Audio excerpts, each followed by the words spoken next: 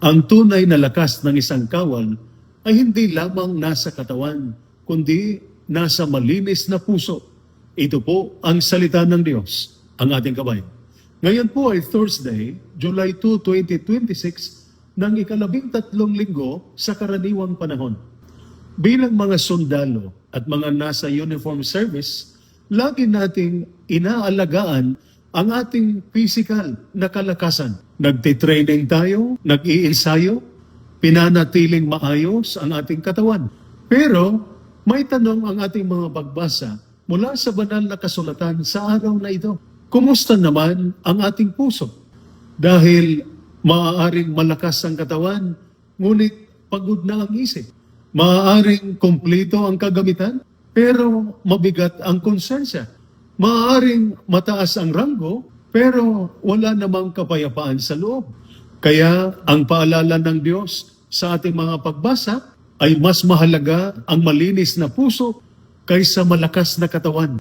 Sa unang pagbasa, mula sa aklat ni Propeta Amos, chapter 7, verses 10 to 17, si Propeta Amos ay ipinangaral ang katotohanan. Pero hindi siya nagustuhan. Pinatigil siya. Pinaalis siya. Bakit? Dahil ang katotohanan ay minsan masakit pakinggan. Sa ating serbisyo, darating ang pagkakataon na subukin ang ating integridad. Maaaring may mag-utos na gumawa ng mali. Maaaring may mag-alok ng madaling pera.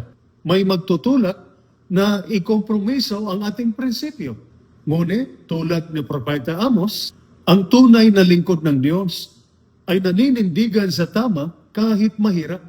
Sa ating Ebanghelyo, mula sa Ebanghelyo ni San Mateo, chapter 9, verses 1 to 8, dinala kay Jesus ang isang paralitiko. Akala ng lahat, katawan ang unang pagagalingin ni Jesus. Ngunit, ang unang sinabi ni Jesus ay lakasan mo ang iyong loob. Pinatawad na ang iyong mga kasalanan. Bakit? Dahil alam ni Jesus na ang pinakamalalim na sugat ay hindi laging nakikita. Para sa ating mga sundalo at mga nasa uniform service, marami sa atin ang may mga sugat na hindi nakikita.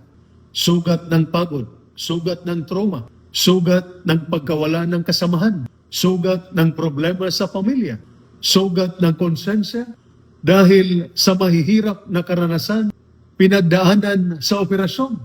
At ang mga sugat na ito ay hindi kayang pagalingin ng gamot lamang. Kailangan din natin ang awa at pagpapagaling ni Kristo.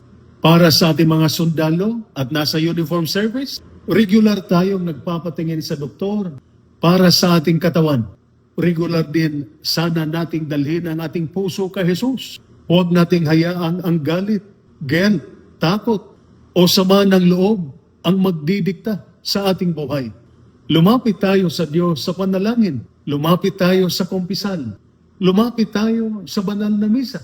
Dahil ang isang sundalo o uniform personnel na may malinis na konsensya ay mas matapang kaysa may modernong armas.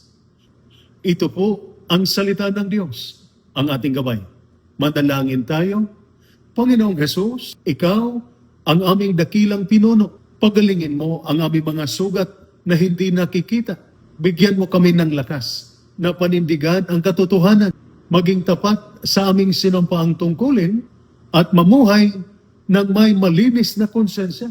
Sa bawat misyon, samahan mo kami at naway manatili kaming tapat sa Diyos, sa bayan at sa aming bukasyon. Amen.